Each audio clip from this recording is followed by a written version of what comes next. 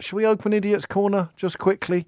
This one is unsigned, but a real person who is allowed to use scissors sent this into the programme. What about the veil of ignorance for the poor taxpayers? You are a dangerous EU-supporting communist. Why not talk about what happened to Farage? Well, let's pick those off one by one, shall we? Because you've paid me the courtesy of getting in touch.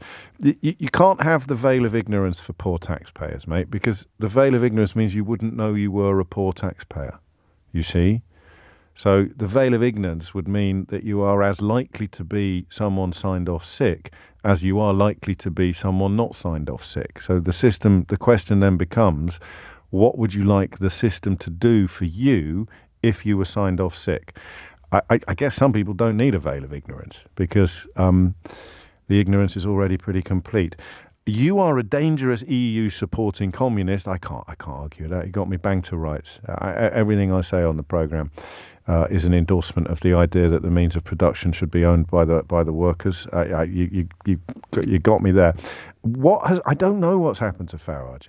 I've got a feeling you might be referring to events in Brussels earlier this week where a meeting of various Fruit Loops and far-right weirdos was quite incorrectly cancelled or closed down by the mayor of the smallest commune in Brussels, by a Belgian mayor.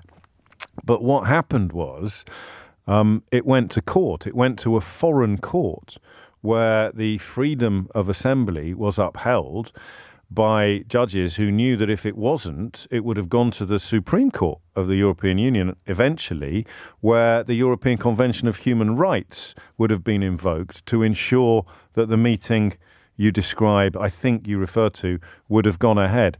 In this country, legislation is in place to stop people from gathering, whether or not it's for peaceful protest or other purposes. And of course, the politicians, including, I think, your friend Farage, don't like the European Convention of Human Rights. So, bizarrely, what you thought was a sort of clever critique of the presenter of this programme, by sending it in, you've proved that you are, I think, the stupidest person listening to the show today.